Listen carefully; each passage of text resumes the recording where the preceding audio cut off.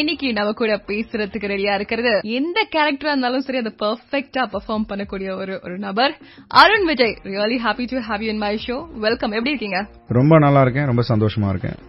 And half light நீங்க பண்ணக்கூடிய படங்கள் எல்லாமே வந்து ஒரு பிராண்ட் கிரியேட் ஆயிடுச்சு. அருண் விஜயா ஓகே இந்த படம் நல்லா இருக்கும் அப்படின்னு சொல்லிட்டு. சோ எப்படி நீங்க இப்ப வந்து ரொம்ப கான்சியஸா ஸ்கிரிப்ட்ஸ் எல்லாம் பார்த்து சூஸ் பண்றீங்களா? இல்ல, அது கதை கேட்கும் போது ஏன்னா இப்ப நம்ம ஆஃப்லைட் நான் ஒர்க் பண்ண டைரக்டர்ஸே அதை விரும்புறது இல்ல. அந்த மாதிரியான செலக்ஷனும் இருக்குது, என் கதை செலக்ஷனும் அந்த மாதிரி தான் இருந்திருக்கு. சோ ஆடியன்ஸா நம்ம நிறைய படம் பாக்குறோம், பார்த்துட்டு அதான பிளஸ் அண்ட் மைனஸஸ் ஆடியன்ஸ் இப்ப என்ன மைண்ட் செட்ல இருக்காங்கன்றது நம்ம ரியலைஸ் பண்ணலன்னா நம்ம நம்மளே ஏமாத்திக்கிறோம் தான் அர்த்தம். ஆஸ் an actor ஜஸ்ட் கதையை கேட்டு ஓகே ஸ்கிரிப்ட் ஓகே எல்லாம் பண்ண முடியாது. இப்பெல்லாம் வந்து ஆஸ் an ஆடியன்ஸ் அவங்க என்ன ஃபீல் பண்ணுவாங்க, இதெல்லாம் ரசிப்பாங்க, இதெல்லாம் அவங்களுக்கு பிடிக்காது அப்படிங்கறத அனலைஸ் பண்ணி பார்த்து தான் ஒரு ஸ்கிரிப்ட் எல்லாம் சூஸ் பண்ற அப்படிங்கறத சொல்லிருக்காரு. வில்லன் கேரக்டர் எல்லாம் பண்ணும்போது thriller you have to be very serious. அந்த பாடி லாங்குவேஜ் இந்த ப்ராஜெக்ட் எல்லாம் பண்ணதுக்கு அப்புறம் உங்களுக்கு அந்த ஹேங் ஓவர் இருக்குமா? will you be அந்த கேரக்டர்லயே will you be அந்த I had that in Victor. Okay. Victor பண்ணும்போது ஒரு மாதிரி ஆயிட்டேன் நானு. But after that switch over ஈஸியா பண்ண முடியுது. It needs ஒரு படத்துக்கு போயிட்டு வந்ததுக்கு அப்புறம் then you try to manage. So அது I can take it up. But on sets நாங்க எப்போதுமே பாத்தீங்கன்னா செட்டுக்கு வரும்போது செம்ம ஜாலியா இருக்கும். ஆனா சீனுக்குள்ள போன உடனே எல்லாரும் will be in that mode. எனக்கு இருந்த டவுட் கிளியர் ஆயிடுச்சு. ஏன்னா இந்த விக்டர் அப்படிங்கிற கேரக்டர் எல்லாம் இப்ப கூட யோசிச்சாப்பா எவ்வளவு டெரிஃபிக்கான ஒரு வில்லன் பா அப்படிங்கிற மாதிரி எல்லாம் யோசிச்சுட்டு இருப்போம். சோ அது கொஞ்சம் வரதுக்கு டைம் ஆயிடுச்சு, மத்தபடி ஈஸியா வெளில வந்துரும் அப்படிங்கறத சொல்லிருக்காரு. அண்ட் ஆஸ் an actor இந்த மாதிரி விஷயங்கள் ஓகே இதெல்லாம் ஓகே, பட் எனக்குன்னு ஒரு லிமிடேஷன்ஸ் இருக்கு, இதை தாண்டி I don't think I can do all those things அப்படிங்கிற இருக்கக்கூடிய விஷயங்கள் என்ன? இல்ல, நான் எல்லாமே எக்ஸ்ப்ளோர் பண்ணணும்னு நினைக்கிறேன். பட் இது வந்து ஜெயிச்சிட்டு இருக்கு, நீங்க அதுல போங்க அப்படின்னு சொல்ற தாட் எனக்கு அது மட்டும் நான் பண்ண வேணாம். நிறைய பேர் சொல்லிருக்காங்க சார் ஹாரர் பிலிம்ஸ் எல்லாம் பண்ணுங்க, இப்ப நல்லா போயிட்டு இருக்கு அதுல பண்ணலாம், இல்ல காமெடி இப்ப நல்லா போயிட்டு இருக்கு அதுல பண்ணலாம். சரி, நமக்குன்னு என்ன பிளஸ் நமக்கு தெரியும். அது ஃபோர்ஸ்ஃபுல்லா நம்ம அதுக்கு போகாம அந்த மாதிரி கதை maybe something interesting comes up, அதை நான் பண்ண மாட்டேன்னு சொல்லல. இது ஜெயிக்கிறதுனால அதுக்குள்ள நம்ம போகணும் அப்படின்ற ஒரு ஃபோர்ஸ் பண்ணிக்க மாட்டேன். பிகாஸ் we have our நமக்கு என்ன ஜோன் நம்ம தெரிஞ்சுக்கணும், அது தெரிஞ்சுக்கிறதுக்கே நமக்கு எவ்வளவு நாள் ஆச்சு. சோ வெல் செட் இல்லையா, நம்மளுக்கு எது வந்து பெர்ஃபெக்ட்டா செட் ஆகுதோ அதை நோக்கி நம்ம பயணிக்கலாமே அப்படிங்கறத சொல்லிருக்காரு. சோ ஆக்சுவலி இப்போ நீங்க நிறைய சீரியஸான படங்கள் எல்லாம் பண்றீங்க, வில்லனா ப்ளே பண்றீங்க. பட் முன்னாடி பாத்தீங்கன்னா நிறைய காமெடி பிலிம்ஸ் நீங்க நடிச்சிருப்பீங்க. அந்த மாதிரியான பிலிம்ஸ்ல ஆக்சுவலி நீங்க ஏன் பண்றது இல்லை இப்போ முன்னாடி மாதிரி? இல்ல, இப்பவும் எனக்கு வந்து அந்த மாதிரியான ஒரு கதைக்களம் கிடைச்சு. இப்ப நானும் மலைமலையா எடுத்துங்க, மாஞ்சாவேல் எடுத்துங்க, நானும் சந்தானமும் அடிக்காத லூட்டி இல்ல அந்த படத்துல we would have done extremely எங்களுக்குள்ள ஒரு நல்ல ஒரு ரேப்போ ஒரு கெமிஸ்ட்ரி இருந்துச்சு. சோ அதுவும் நல்லா அப்ரிஷியேட் பண்ணக்கூடிய ஒரு படம் தான்.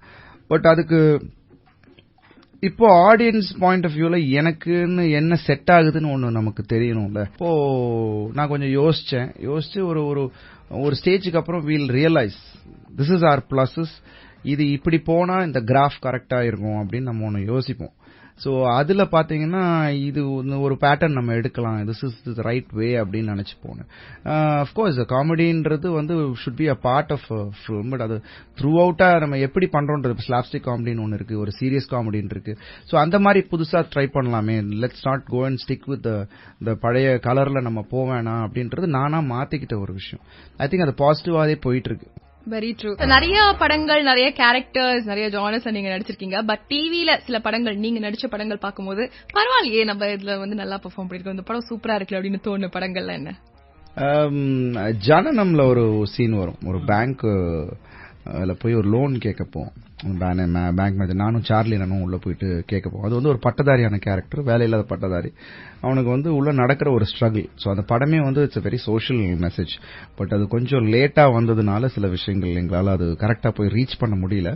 பட் அந்த கண்டென்ட், அந்த சீன் பாத்தீங்கன்னா போய் அந்த பேங்க் மேனேஜரை வந்து திடீர்னு ஒரு சும்மா சொல்லிடுவான், ஒரு பட்டதாரினா என்னடா சர்டிபிகேட்னா என்ன தொடச்சு தூக்கி போறது என்னடா அப்படின்ட்டுருவான். ஸோ அந்த ஒரு பெயின்ல வந்து நான் ரியாக்ட் பண்ணுவேன்.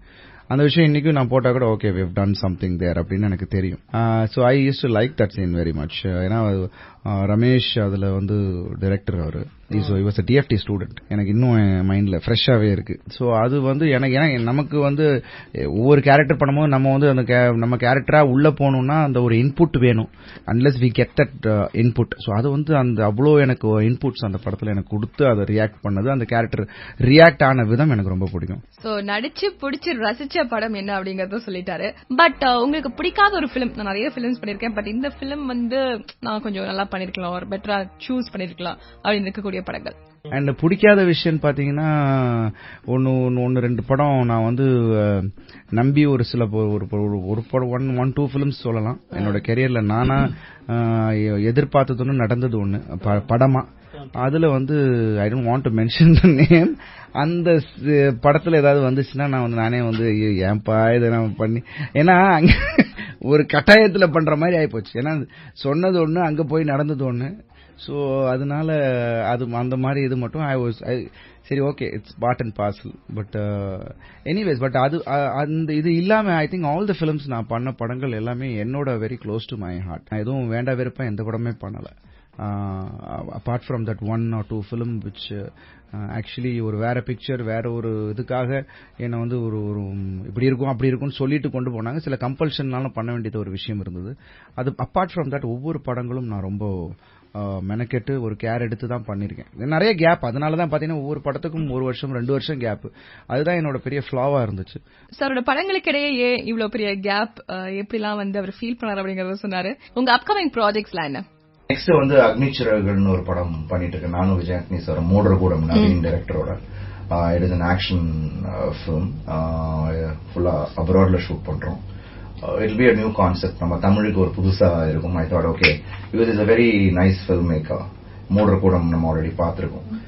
I said okay, we'll go in with that. And then Boxer என்னோட very close to my heart. I always wanted to do a sports film, and again it's physics, kickboxing, boxing. So இதெல்லாம் எனக்கு ரொம்ப interest. So and the character also was etched in a very very nice way. And ரெண்டு transformation தேவைப்பட்டுச்சு. I thought we'll take it and do it. So இது ரெண்டு தான் பைப்லைன்ல. ரெண்டு இது பேசிட்டு இருக்கோம். Some interesting projects also there. But I'm taking time. Announcement will be coming soon. Wonderful. Thank you so much for being on my show. Wonderful meeting you, talking to you. அடிக்கடி Radio City க்கு வாங்க. கண்டிப்பா வரோம். It is so nice talking to you. Thank you so much. Radio City Tamil, எங்கேயும் எப்பொழுதும்.